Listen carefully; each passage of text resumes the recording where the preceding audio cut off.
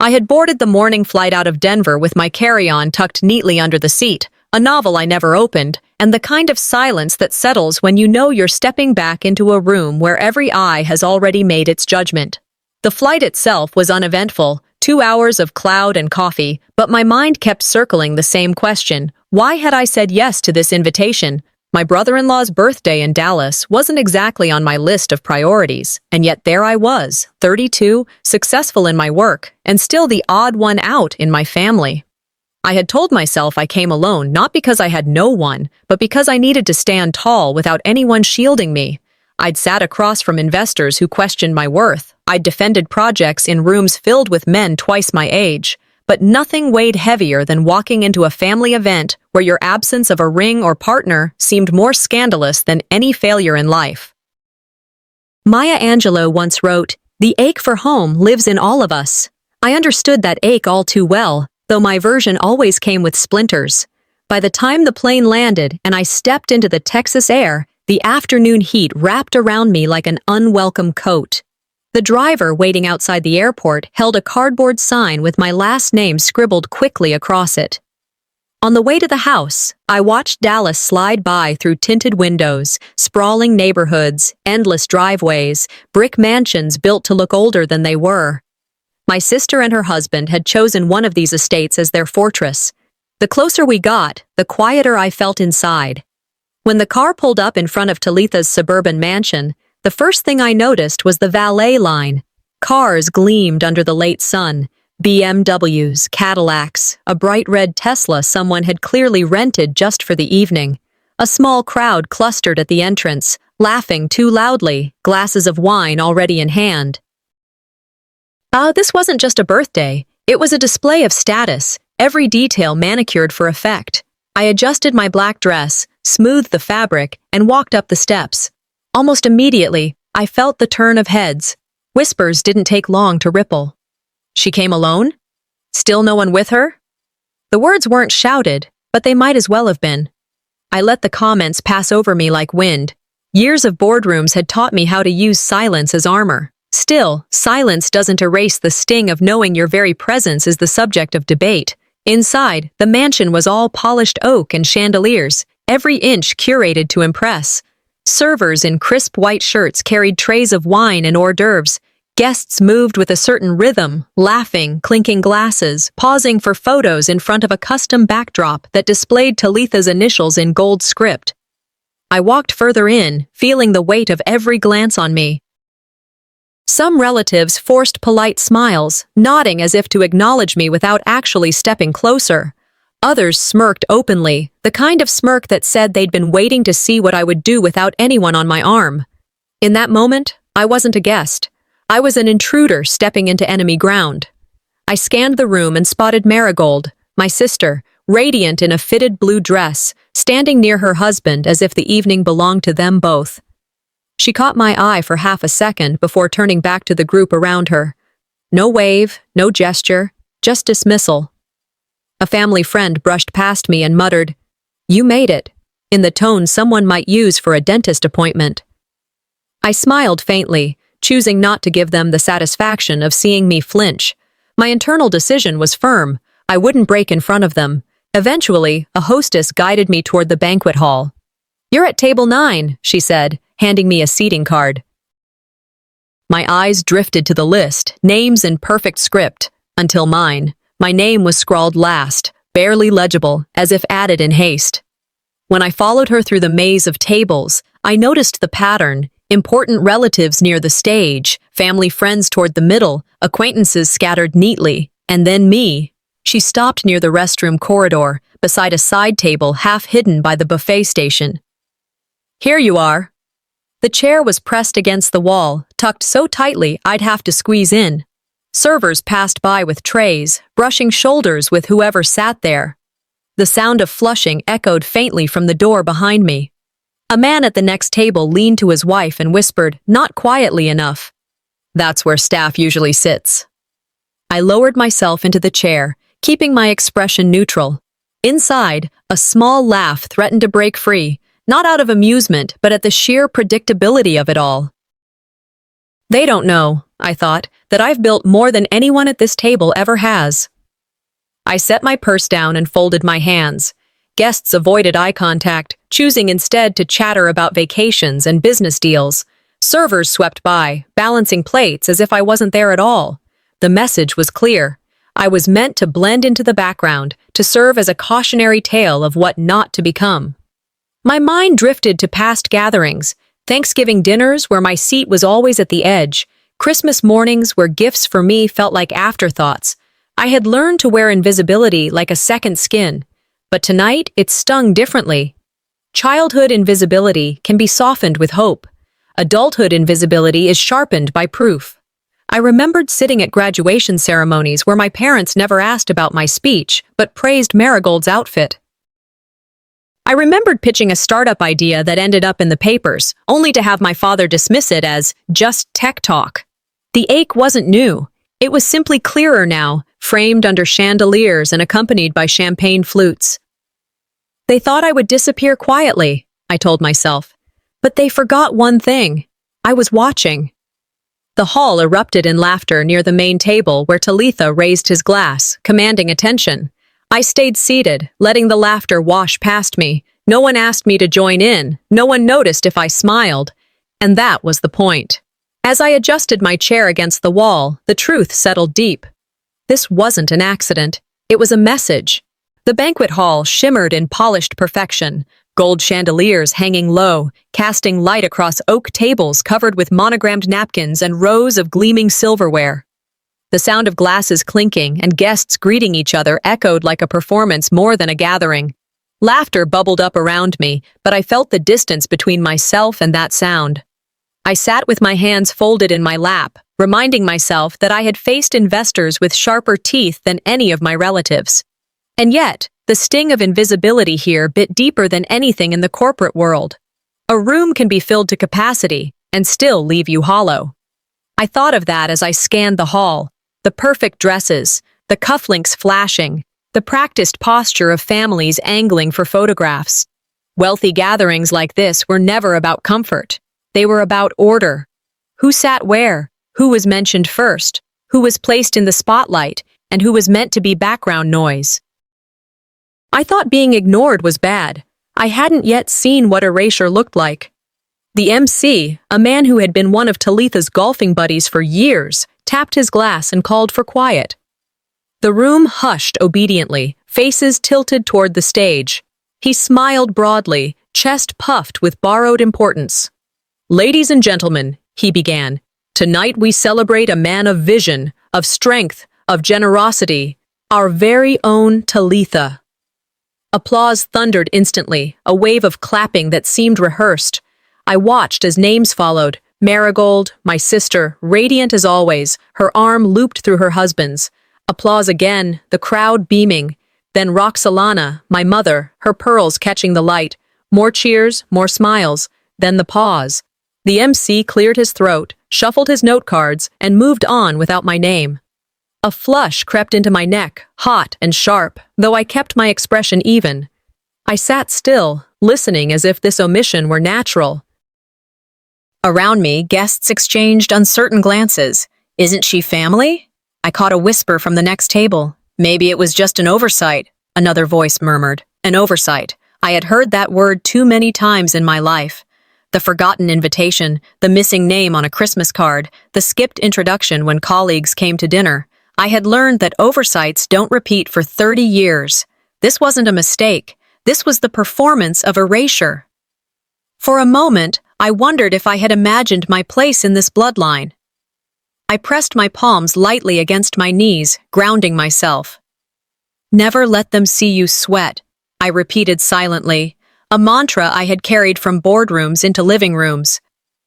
A waiter passed by with a tray of water, and I took a glass, holding it steady even as my insides churned. I lifted it slowly, sipping as if nothing had happened. A faint smile crossed my lips, not out of joy, but out of discipline. If they wanted to strip me away, I would dress the silence with dignity. "Sometimes silence is the best thunder," I recalled an old saying, and tonight I would let my calmness be louder than their omission. Still, the irony carved deep. My name carried weight in circles that mattered, in conferences where contracts turned on a single sentence of mine. Yet here, in a room filled with my blood, my name had no space. As the introductions ended, I caught voices behind me, the kind spoken just loud enough to slice, soft enough to deny later. We only keep her around so she doesn't embarrass the family. The words landed like a stone dropped in still water. I stared at the tablecloth in front of me, every fiber in my being wanting to react. But instead, I traced the rim of my glass, my breath even. Another whisper followed, crueler for its calculation. She's too independent. She'll never belong. My chest tightened, but my face remained neutral. They had crafted this narrative carefully, stitching it over decades. Sophrona, the one who didn't fit. Sophrona, the cautionary tale. They thought these whispers were invisible daggers. They didn't realize I had been building shields all my life. I remembered childhood dinners where my questions were silenced with a glance. "Don't upset your sister's moment," my mother would hiss. Those echoes came back now, wrapping around me in the polished glow of the ballroom. Inside, I responded with the only truth I knew. I built belonging brick by brick. They just never came to see it. My hand brushed against the place card that carried my name, scribbled in haste, half forgotten. The evidence was everywhere. The seat by the restroom, the missing mention, the whispers dressed as jokes. Each detail was a thread, and together they formed a tapestry of deliberate exclusion. I leaned back in my chair, spine straight, expression calm. They thought I'd swallow this. They thought my silence meant surrender. But my silence wasn't weakness. It was evidence. Every omission tonight was proof, and proof was something I had always known how to use. The hall roared again with laughter from Talitha's table, as though nothing had been said, nothing had been done. But the laughter no longer held weight against me. I let it roll past, my focus narrowing on the truth forming inside me. And when I heard my own family say I was only kept to avoid shame, I knew the real shame wasn't mine. It was theirs. I stayed in my chair, pushed against the wall, my glass of water untouched in front of me. The laughter near the main table rose and fell in waves, like a tide I was not meant to swim in. I could hear the clinking of silverware against china, the rustle of napkins folded and refolded, the casual chatter of guests who felt perfectly at home in a room that was designed for them. And then my eyes shifted upward, drawn by the glow of a projector casting a slideshow across the far wall. Family photos flickered one after another. Birthdays, vacations, reunions. People leaned toward one another, pointing and laughing at familiar faces frozen in time. At first, I let myself drift with it, watching the decades roll by on screen. But then I noticed the absences. My absences. There were pictures where I should have been standing next to my parents, where I remembered holding a sparkler on the 4th of July, or cutting into a birthday cake. Yet on the screen, I wasn't there. In some images, I was shoved to the far edge, almost cut out of the frame. In others, it looked as though I had never been present at all. My chest tightened as I whispered inwardly, "When absence repeats, it's not a mistake, it's design." The images turned into a mirror of everything I had been feeling all evening. Erased name, forgotten seat, now vanished memories. And with each photograph, the room felt colder. As I stared at those pictures, my mind slipped back to earlier years, moments when silence had been louder than any insult. I remembered one evening when I was 10, Marigold, all ribbons and blonde hair, had leaned across the dinner table and said in front of relatives, "Sophrona's so weird. She takes apart microwaves for fun." The table erupted in laughter, not at her wit, but at my expense. I had flushed red, staring at my plate. Instead of correcting her, my mother pressed her hand down firmly on mine and whispered, "Don't make a scene. Let your sister have her moment." And there it was, silence handed to me like punishment, while cruelty was rewarded with approval. My father had added to it, with his calm dismissal. "It's not worth starting an argument." His voice then carried the same tone I heard all my life whenever I tried to defend myself. "Don't cause trouble. Don't upset the picture." Years later, the details changed, but the pattern remained. At Thanksgiving, when Marigold mocked my career, calling it nerdy coding stuff, my father chuckled along. When my mother's friends asked about children, she quickly switched topics rather than defend my choice to live differently. Their silence wasn't neutral, it was verdict. I remembered a quote I'd once read. The hottest places in hell are reserved for those who, in times of great moral crisis, maintain their neutrality. Dante may not have been thinking of family dinners, but he might as well have been. The betrayal of silence cut deeper than any insult. The slideshow kept rolling, pulling me back into the present. Now it had moved to my teen years. A reunion photo appeared, a wide shot of cousins and uncles and aunts all standing on a sunny lawn. My father at the center, Marigold by his side, my mother leaning in. And I remembered that day vividly. I had stood right next to my father, shoulder brushing his arm. But the projection showed something else. I wasn't there. Cropped out. It felt like a punch straight to the gut. I leaned forward slightly, blinking as if clarity would bring me back into the frame. But no, someone had deliberately cut me from the image. Guests kept laughing at the nostalgia. One relative at the next table leaned to another and whispered, "Funny how she's never in the pictures." The other chuckled softly.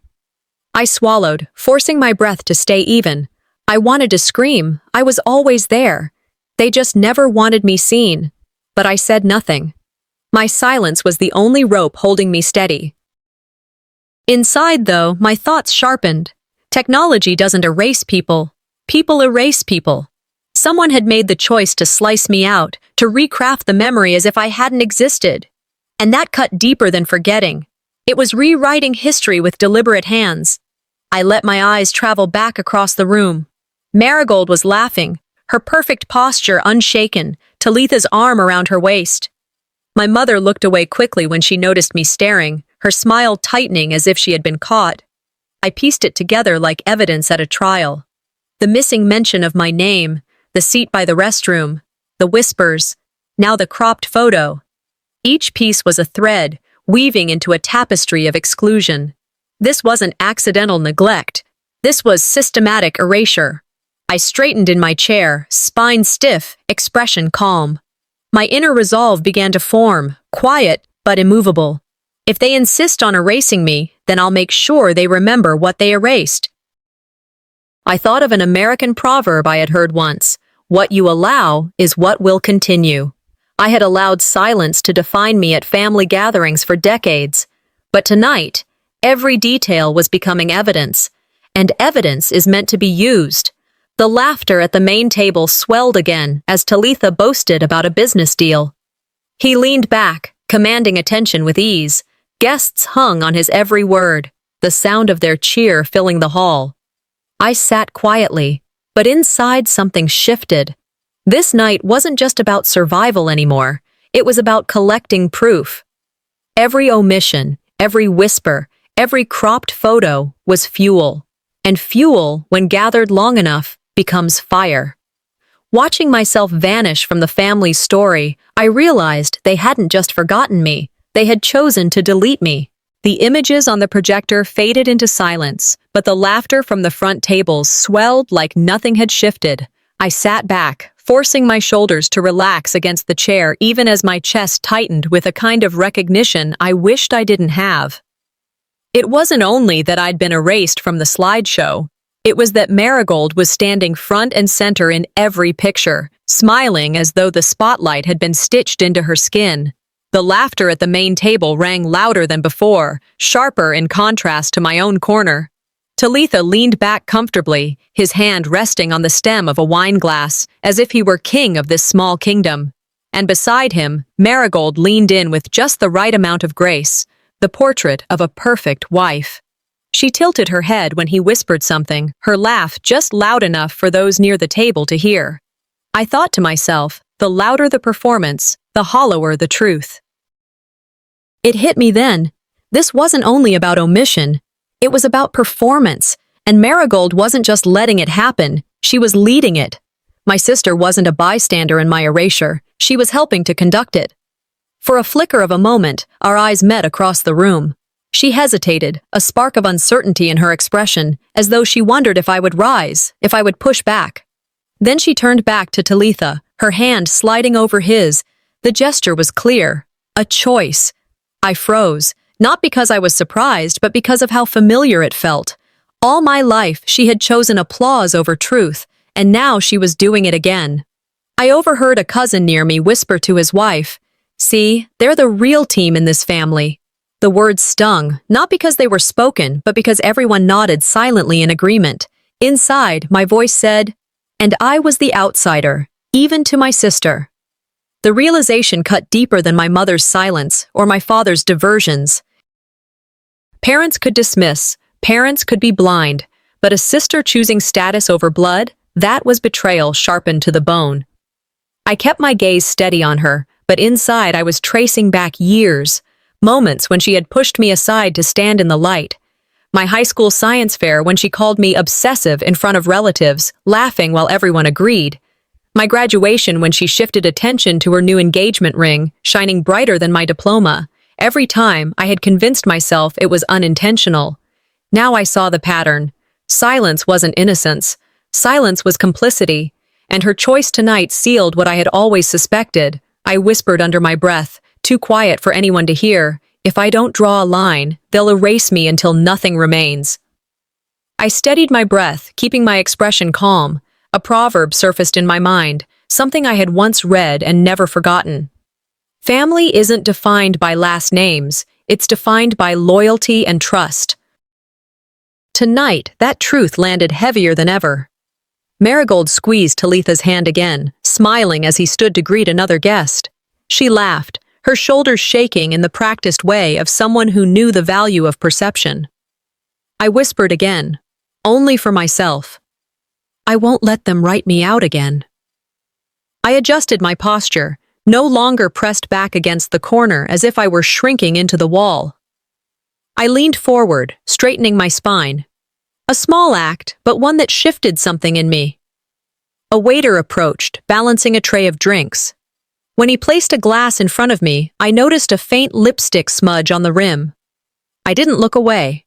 Instead, I said firmly, "Excuse me. Could I have a clean glass?" The waiter blinked, startled by my tone, then nodded quickly. "Of course, ma'am. Right away." Around me, a few heads turned. It wasn't a demand worthy of headlines, but in a room where I was expected to be invisible, even asking for a clean glass was a refusal. A refusal to stay small. I thought to myself, strength starts in small refusals. I could feel the ripple of attention, some guests whispering about how particular I was, others frowning as though I had disturbed the smoothness of the evening. But I let their discomfort sit with them. My quiet defiance unsettled them, and that was enough. The evening pressed on. The servers moved through the room, laughter rolled, but beneath it, I felt the slow rise of tension curling inside me like smoke. My anger was no longer hot. It was cool, deliberate, sharpening into resolve. I watched Talitha at the head table, standing now, glass raised. The chatter quieted, anticipation circling the room. Guests turned toward him like plants to the sun. I knew another storm was coming. And this time, I wasn't going to sit still and let it wash over me. When I saw my sister choose him over me, so publicly, so deliberately, I understood. They were drawing battle lines. The music in the banquet hall softened as the host tapped his glass and announced the part of the evening everyone had been waiting for. "It's time for gifts," he said, his tone loud and celebratory, the kind of voice people put on when they know they're guiding the room. Guests cheered, clapped, and shifted their chairs closer to the stage where a stack of beautifully wrapped boxes had been arranged like props in a play. I sat in my corner seat, the one tucked near the buffet and the hallway to the restrooms, my view angled just enough to see the mountain of presents glittering under the lights. Every box looked like it had been chosen not for meaning, but for display.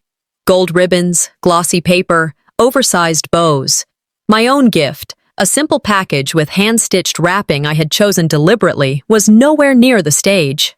I spotted it off to the side, near the bar, pushed aside like a leftover plate. I folded my hands together on my lap and thought, sometimes what people ignore says more than what they praise. Talitha strode toward the table of gifts, drawing applause just for standing. He thrived on it, basking in the spotlight like a man convinced it was his natural element. "Well, let's see what we've got here," he boomed, already tugging at the ribbon on the first package. He held up a silver watch, Rolex, of course, gleaming as if it had been polished for this very moment. Guests gasped, clapped, and called out their congratulations. He grinned, raising it to the light, slipping it on his wrist with practiced flair. Next came a bottle of wine, aged and expensive, the kind people buy less for the taste and more for the prestige. Then artwork, a framed painting Talitha declared perfect for the study, though he had never shown interest in art a day in his life. Each gift was unwrapped with exaggerated delight, each met with loud applause as if the audience were watching a performance rather than a birthday ritual. All the while, my gift sat unnoticed near the bar. A relative leaned toward another, pointing at the lone package. "Whose is that?" The other shrugged. "Probably staff." The words sank deep. I forced myself to sit straighter, though my stomach turned. They didn't just forget. They refused to let me contribute. One after another, the gifts were unwrapped. Designer cufflinks, a leather briefcase, another watch from someone else. The pile of prestige grew, and the cheers swelled. But when the table was empty, mine remained unopened. No one brought it forward. No one even looked at it. My chest tightened as I felt the old ache again, the ache of being erased, even when I had shown up with something in my hands. For the first time that night, I let my voice carry across the table. "There's still one gift unopened." The words dropped into the room like stones into water. The clapping stopped. The laughter dimmed. Faces turned toward me, some surprised, others annoyed. The silence that followed was thick, broken only by the clink of a glass being set down too hard. Talitha glanced toward the bar, saw the package, and gave a laugh too quick, too forced. "Oh, must have been misplaced," he said, waving a hand as if it were nothing. Marigold leaned forward immediately, her smile stretched tight. "Don't worry," she said smoothly, her tone pitched to carry across the room. "He has enough already." There it was, the dismissal dressed in politeness. I sat very still, letting the moment stretch. My eyes moved slowly from Talitha to Marigold to the cluster of relatives watching, some embarrassed, some defensive. I thought to myself, they weren't just dismissing a gift, they were dismissing me. An old American saying floated into my mind, "If you don't stand for something, you'll fall for anything." For years I had swallowed these slights, convincing myself that silence preserved peace, but silence only made space for erasure. Tonight, I couldn't let it pass. "I thought we were opening gifts," I said calmly, keeping my tone even but letting my gaze linger on the package. No one moved. The silence sharpened. A cousin whispered, "She's making a scene." I kept my face neutral, my voice steady. A scene? They've been performing against me all night. I'm just correcting the script. Finally, a waiter stepped forward awkwardly, picking up the small package and setting it on the edge of the table. Talitha glanced at it, then at me, his smile frozen. He didn't reach for it. Instead, he turned back to the crowd. "All right, let's raise a glass," he said loudly, shifting the spotlight back to himself. Guests responded instantly, lifting their drinks, eager to pivot away from the uncomfortable moment. But I didn't miss the whispers that followed, the side glances, the restless shifting in chairs. They had noticed. My refusal to be silent had been seen, and that alone unsettled them. I leaned back in my chair, my posture no longer shrinking into the wall. My humiliation had transformed into something else, something steadier. The ignored gift wasn't just a package pushed aside. It was a symbol of my erasure and my refusal to vanish quietly. I let the chatter rise again around me, the sound of glasses being lifted, of Talitha preparing to speak. But inside me, there was only calm, sharp as glass. The gift they ignored was nothing compared to the words he was about to throw like knives. The music faded into a low hum as Talitha tapped his glass with the edge of a fork. The sharp ping echoed through the hall, slicing across the chatter, pulling every pair of eyes toward the head table. It was remarkable how quickly the room shifted from laughter to silence, like soldiers snapping to attention. Guests leaned in, their smiles expectant, waiting for his words as though they carried divine weight. I felt my pulse rise, not out of fear but anticipation. I knew him. He wouldn't waste this moment. He would use it, the way he always did, not to honor but to wound. My fingers curled lightly around the stem of my glass. In business, I've faced men who played dirty, but betrayal cuts sharper when it wears your family's face. The air grew heavier, dense with a kind of anticipation that made breathing feel deliberate. I sat straight, shoulders squared, my gaze steady on Talitha. He thrived on attention, and right now, he had all of it. He raised his glass higher, his grin wide. "To family," he boomed, his voice reverberating across the room. A cheer started but died when he added, "Except those who have no place in family homes anymore." The words stung like a slap. Gasps rippled through the hall, sharp and soft, followed by an awkward pause. For a second, the chandeliers above seemed to shine colder. Marigold laughed nervously, her voice brittle. "He's just joking," she said quickly, her hand brushing his arm. But no one laughed with her. I didn't flinch, not outwardly. Inside, my chest tightened, but my face was a mask. It wasn't a joke. It was a decree, spoken not in anger, but in performance. At the next table, I heard the murmurs start. Did he really just say that? Maybe she did something wrong. The sting was real, but it sharpened into clarity. He wanted to smear me, to brand me in front of everyone. But as I looked around, I realized something. Shame wasn't sticking to me. It was sticking to him. The smirks were fewer now, replaced by unease, discomfort. I lifted my glass, deliberate and slow, and took a sip of water. No trembling, no rush. I set it down gently and met Talitha's eyes across the hall. The cruelest stage is the one where you're expected to break, so I didn't.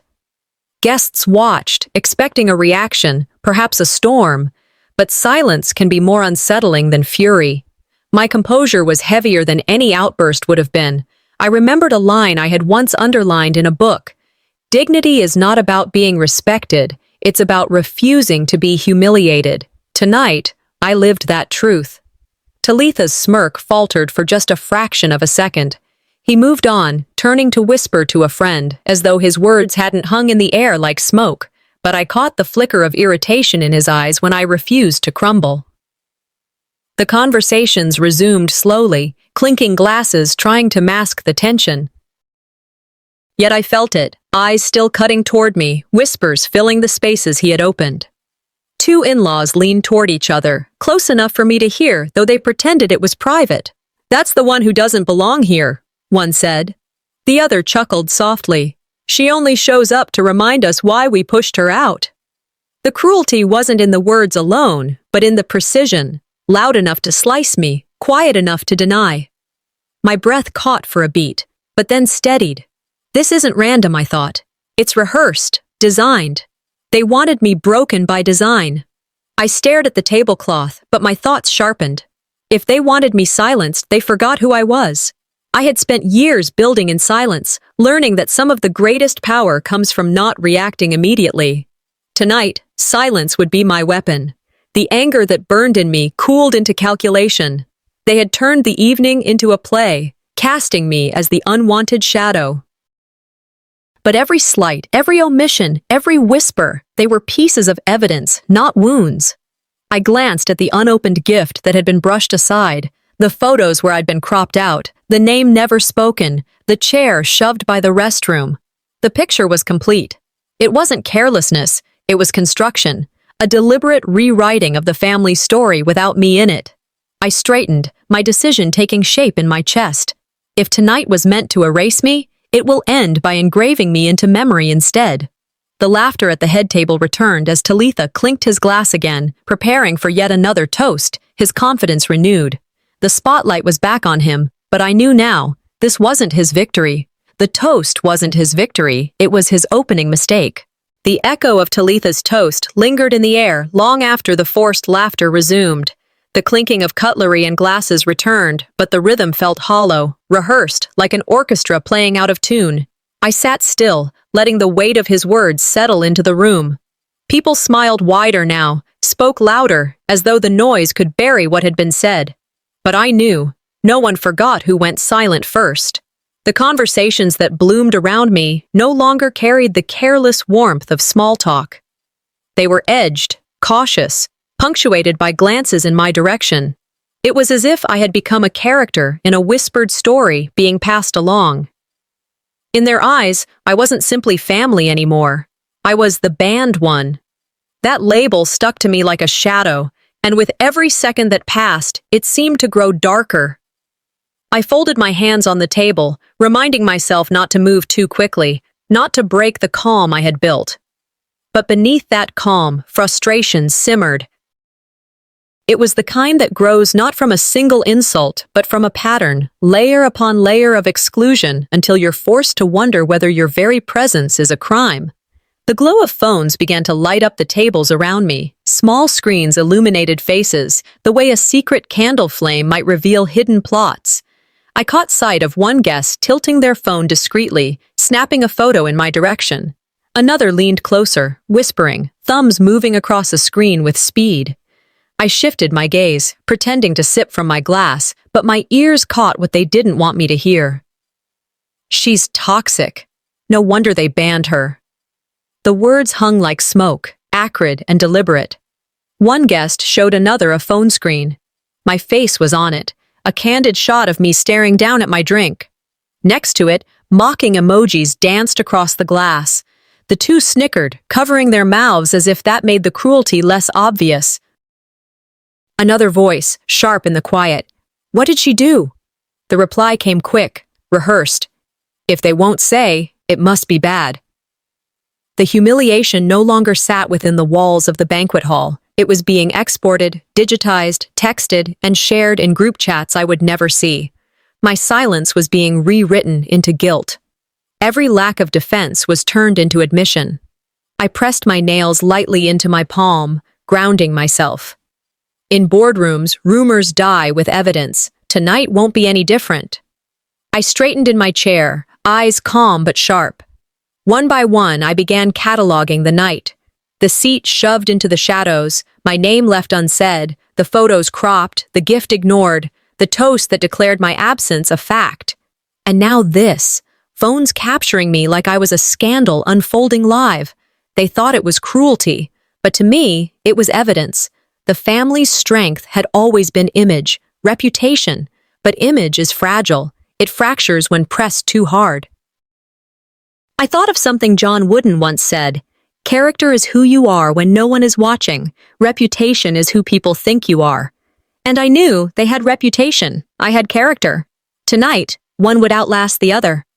I let my eyes drift across the tables, deliberately meeting the gaze of those who whispered. One by one, they looked away.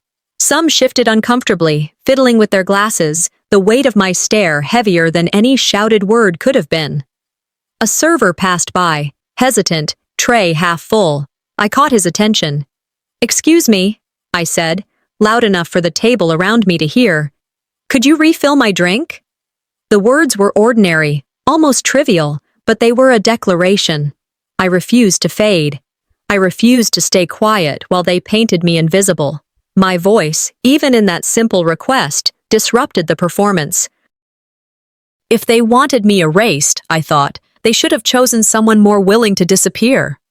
A cousin shifted in her chair, muttering, "She's making herself noticeable." Good, I thought.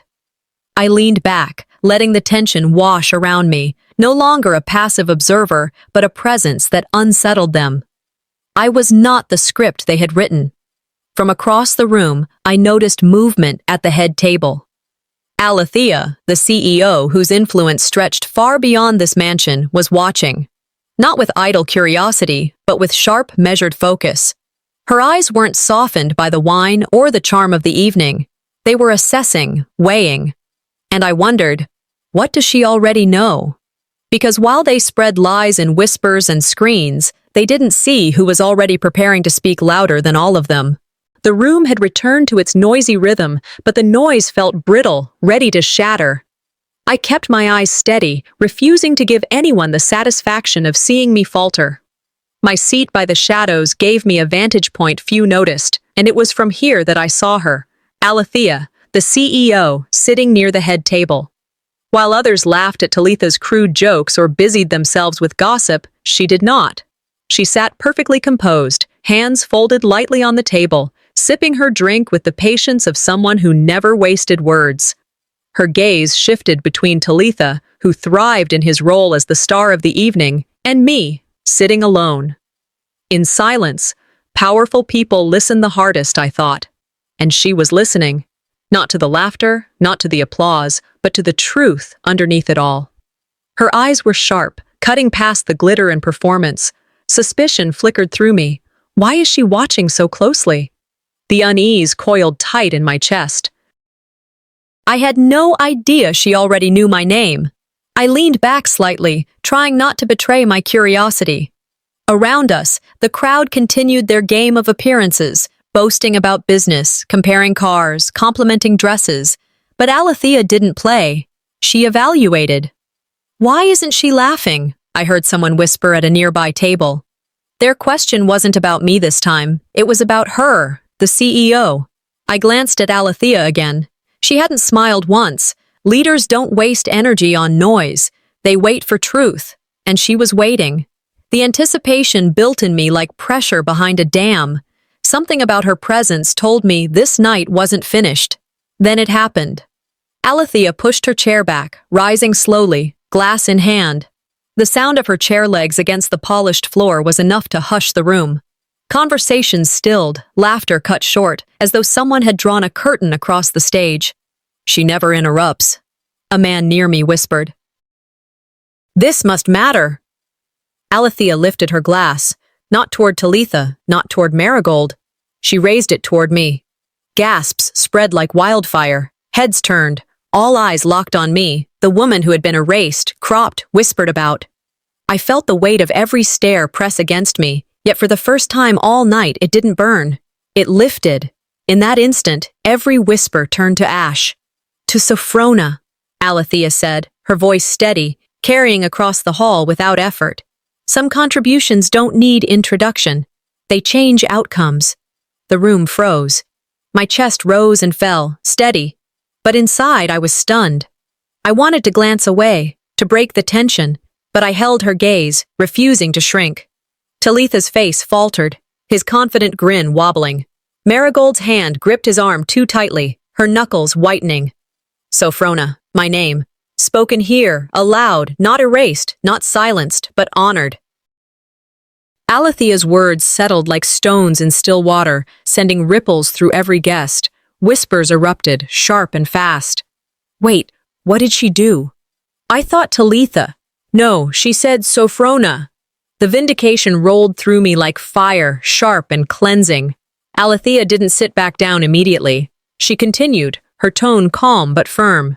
Years ago, her work changed how we built our systems. Without that, we would not have won the contract we celebrate tonight. Shock spread across the tables. My mind replayed her words slowly, each one like a strike of lightning. She had tied my name to victory. She had tied my contributions to their success. Talitha froze mid-smile, his glass hovering in the air, trembling. His carefully constructed facade cracked. Guests whispered louder now. That was her? I thought Talitha had... All this time? I breathed slowly, keeping my composure even as adrenaline surged through me. Inside, I thought, the truth doesn't need defense. It defends itself. Alethea finally lowered her glass and returned to her seat, unbothered by the storm she had unleashed. The silence that followed wasn't empty, it was recalibration. Everyone in that hall was reevaluating me, reconsidering the narrative they had been handed. My humiliation flipped in an instant into empowerment, not through shouting, not through retaliation, but through fact. Cold, undeniable fact. I stood slightly, offering a nod. Just a small acknowledgement, nothing more. I didn't need to add to what she had said. The truth had been enough. I didn't smile, didn't bow, didn't gesture for approval. I let the quiet acknowledgement stand on its own. Sometimes the loudest victory is silence. As I sat back down, the atmosphere shifted again. The whispers softened into a heavy quiet. Guests who had avoided my gaze now found it, offering awkward smiles, forced politeness. Across the hall, Talitha's shoulders were stiff, his jaw tight. Marigold's lips moved, whispering to him, but he didn't answer.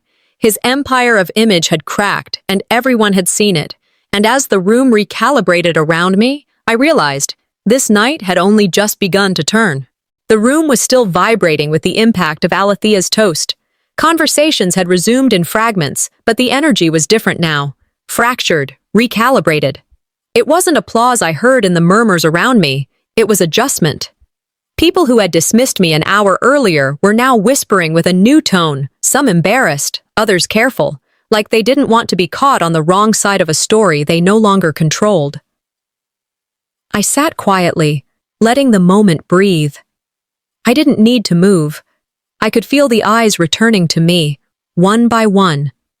Some softened in awkward recognition, others hardened with suspicion. It didn't matter. Every glance proved the balance of the night had shifted. And then there was Talitha. I watched him closely, forcing his smile to stay plastered across his face, but the tension was there.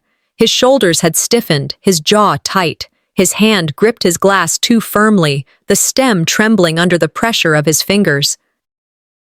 He was rattled, though he tried to mask it. Power borrowed from lies always trembles when truth speaks. The spotlight had slipped, and he was desperate to wrench it back. He rose slowly, his chair scraping against the polished floor. The sound cut through the scattered conversations, pulling attention toward him. He lifted his glass, posture stiff but deliberate. "To family," he declared, voice louder than necessary. "And to keeping appearances." The words fell heavy, met with forced laughter. It wasn't joy. It was compliance. A few clapped, too eagerly, the sound strained. Others exchanged looks, uncertain.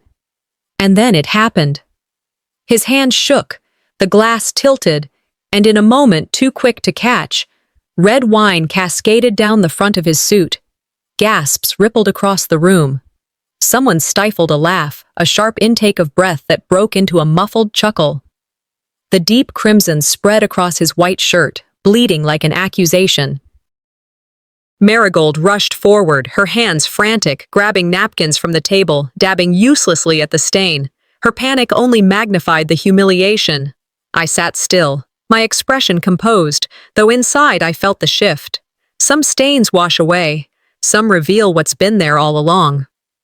The perfect image of Talitha cracked in real time, not because of my words, not because of a confrontation, but because of his own tremor. His own fear had betrayed him. Guests exchanged glances, whispers darting like arrows. All that control, and he can't hold a glass. Did you see the way his hand shook? I let a faint smile brush my lips, not gloating, but deliberate. The silence I carried now was louder than any laughter could have been. Humiliation is loudest when it comes from silence around you. I watched as the facade of the family's control weakened. For once, the whispers were no longer about me. They were about him. He shifted uncomfortably, Marigold pressing at his suit, muttering, "It's fine, it's nothing, just a spill." But her words didn't land. The crowd wasn't buying it. And then the screens caught it. Unbeknownst to him, the cameras set up around the hall, meant to capture the grandeur of the night, had caught every second of the spill. On the massive projection behind the stage, the image looped. Talitha raising his glass, the tremor, the spill, Marigold's frantic dabbing, over and over again, red spilling down white. Laughter tried to bubble again, but this time it was uncontrolled, unpolished. Phones lit up, buzzing with notifications. I knew without needing to check. Clips were already flying through group chats, spreading faster than the wine across his suit. They tried to script me as the family's disgrace, I thought, but the stage betrayed them first. Voices sharpened. This is going viral by tomorrow. His own party just became his undoing. Talitha's face drained of color, his composure slipping into raw humiliation. He turned, trying to block the screen, but the image looped again, relentless.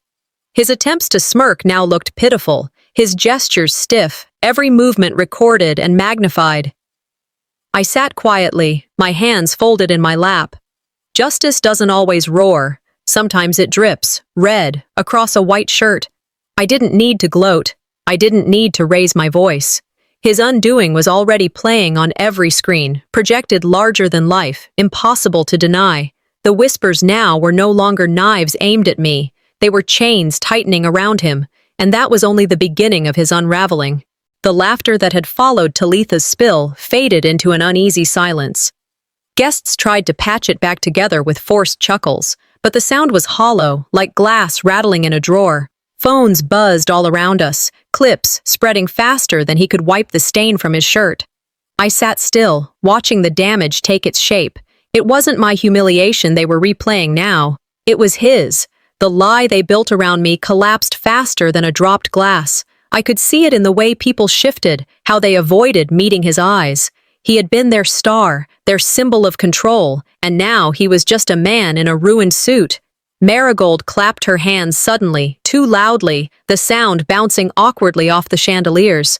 "All right, let's move on," she announced, smiling with a sharpness that strained her face. Plenty more to celebrate tonight, but the damage lingered. No one followed her lead with the same energy. Some looked down at their plates, others smirked behind their hands. The air was cracked, and she couldn't smooth it over. I stayed quiet, letting the silence do its work. She found me not long after. Marigold swept toward my table with a glass of champagne in her hand, her smile painted on like armor. She leaned down, her voice honeyed, but taut. "Why didn't you tell me you knew her?" she hissed softly, the edges of her grin still wide for anyone watching. "Why did you let us look foolish?" I looked up at her, unblinking. Her words weren't about truth, they were about control. She didn't care that they had humiliated me. She cared that they had lost face. "You wanted the spotlight," I said evenly.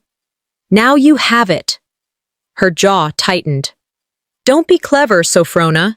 This isn't about me." I folded my hands calmly on the table, my posture relaxed. Decades of practice in hostile boardrooms had taught me this composure. "Everything with you has always been about you," I said quietly, so only she could hear. For a moment, her smile faltered. "Even blood ties can strangle if you mistake them for loyalty." She straightened, her voice rising a notch, drawing in the attention of those around us. "So you've been hiding connections? Keeping secrets?" Her tone was sharp, accusing, designed to flip the story. I stood, slow and steady, my glass in my hand. "You never asked about my life," I said coldly. "Only how it compared to yours." A ripple moved through the tables as heads turned. Conversations paused. They had heard me. Marigold's eyes widened, the polished mask slipping for the first time. "You think you're better than us?" she snapped, too loudly now.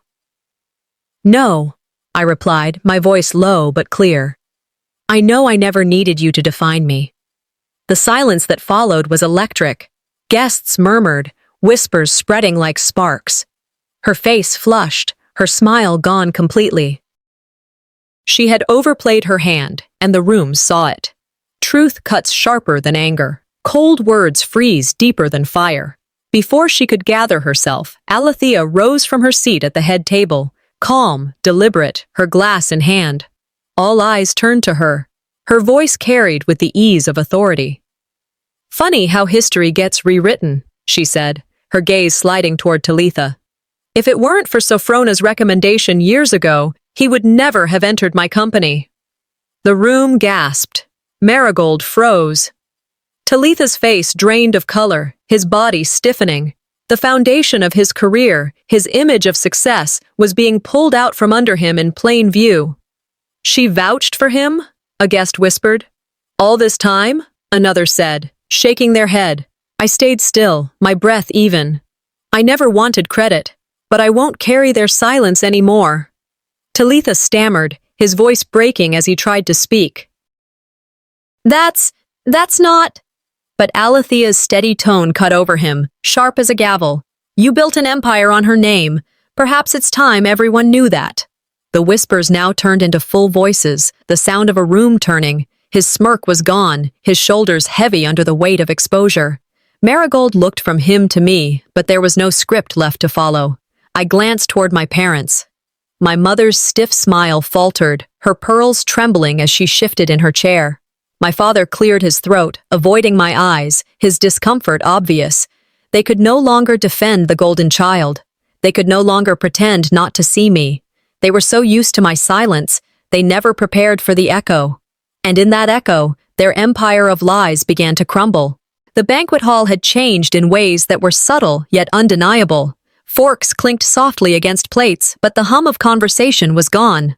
A silence stretched between tables, not the silence of superiority that I had known all my life, but the silence of unease, of fear. Relatives avoided my gaze now, as if meeting my eyes would force them to acknowledge something they could no longer deny. I looked around the room and saw Talitha and Marigold, their faces taut with effort, still trying to hold their posture. But their laughter had thinned. Their gestures no longer drew the automatic applause they were accustomed to. The air had shifted. When silence shifts sides, you realize the room has already chosen. I sat in my corner chair, posture steady, hands relaxed in my lap. No one was laughing at me anymore. No one was mocking my seat or whispering about my solitude. The whispers had turned toward them, and though no words reached my ears, I could feel their discomfort weaving through the room like smoke. For a moment, I thought no one from my family would dare come near me. Then I saw her, my mother, Roxalana, making her way through the tables with a stiffness that betrayed her nerves. She carried herself with the same grace she had always insisted upon, but her steps faltered slightly as she drew closer. She stopped beside me, her pearls trembling faintly as they caught the chandelier light. Her voice was low, almost gentle. "You look beautiful tonight. We're proud of you." I looked up at her, holding her gaze. The words I had begged to hear as a child, handed to me now like spare change. I let the silence sit before I spoke. Now, because she raised a glass? Because the room applauded? Her lips parted, then closed again. For the first time in years, she faltered, no smooth deflection at the ready. Pride that comes late is not pride, it's fear of being wrong. I leaned back in my chair, my eyes never leaving hers. She shifted uncomfortably, smoothing the fabric of her dress. The silence stretched until it was unbearable. Finally, she murmured, "We didn't realize." I cut in gently, but with steel in my voice. "You never asked." Her breath caught.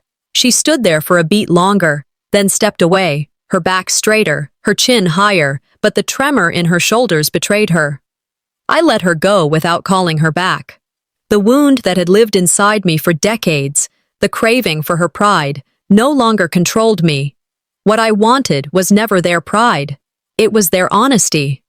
I exhaled slowly, and with that breath, I closed the door on the need that had defined so much of my pain.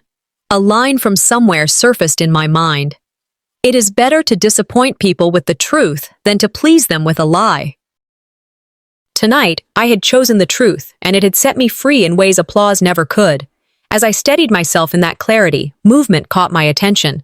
Alethea, the CEO, rose from her place at the head table and walked toward me with the unhurried grace of someone who knew every eye followed her.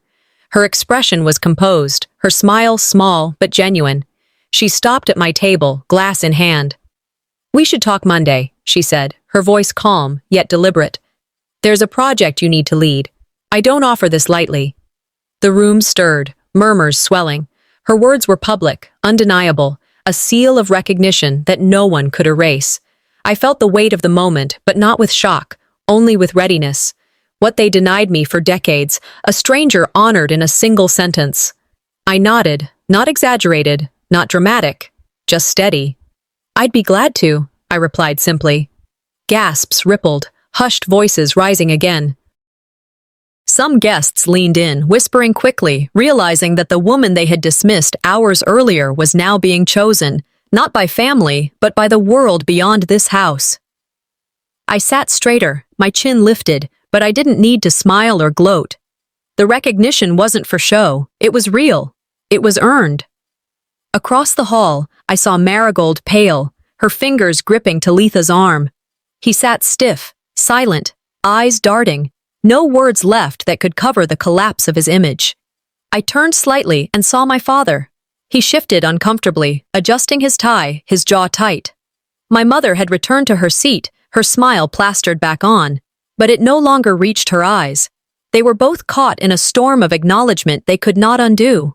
Their empire cracked, not with a shout, but with acknowledgement they couldn't take back. I looked down at my glass, swirling the water inside slowly, and thought, but what pride breaks can never be mended. And I was done being their glue. The banquet hall was still heavy with the weight of Alethea's revelation. People moved cautiously now, their voices hushed, forks tapping plates without rhythm, laughter gone stale. The air felt charged, like the moment before a storm broke. Guests glanced nervously between Talitha, red-faced and rigid, and me, still seated at the edge, unshaken. Truth is like fire. It doesn't need to scream, it spreads. I saw it burning already. Their whispers weren't about me anymore. They were about him. Marigold sat frozen, her polished image cracking under the strain, her hand clutching his arm too tightly. My mother stared at the tablecloth as though willing it to swallow her. My father fidgeted with his cufflinks, eyes fixed on the floor. For the first time tonight, the shame wasn't mine to carry. Talitha cleared his throat, trying to steady his voice.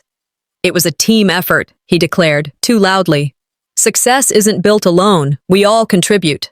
His words stumbled, desperate. Before anyone could nod, Alethea rose again, her presence enough to silence the hall. Her tone was cool, her gaze unwavering. No, she said.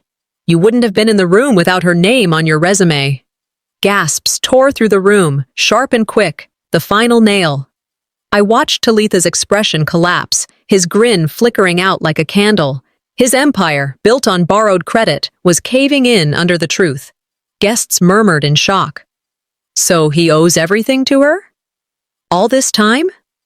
I sat calmly, the vindication washing over me not as triumph, but as clarity. The empire he built on borrowed credit was collapsing under its own weight.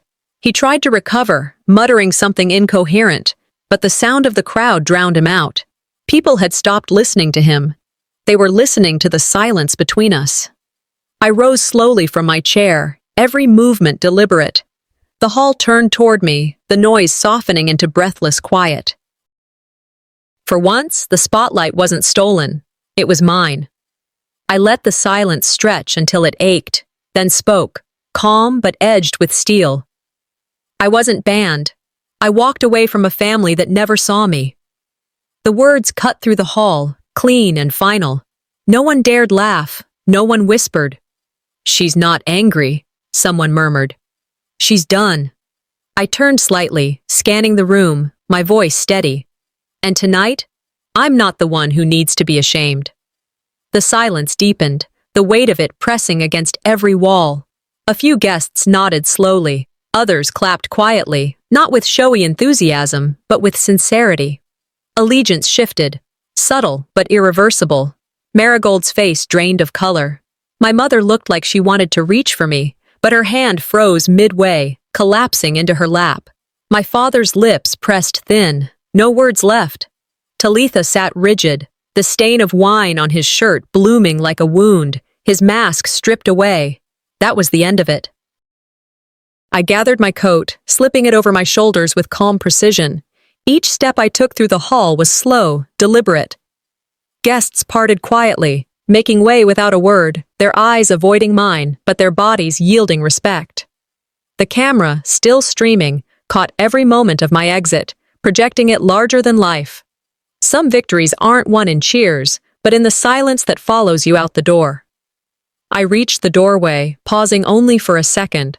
Behind me, the murmur of voices began again, but softer now, fragmented. The story was no longer about my erasure. It was about their collapse. The door closed behind me, the cool Texas night rushing in to meet me. I breathed deeply, the air sharp and liberating. I came alone. I left alone. But I walked away whole, and that was the night they lost me forever, and I finally found myself,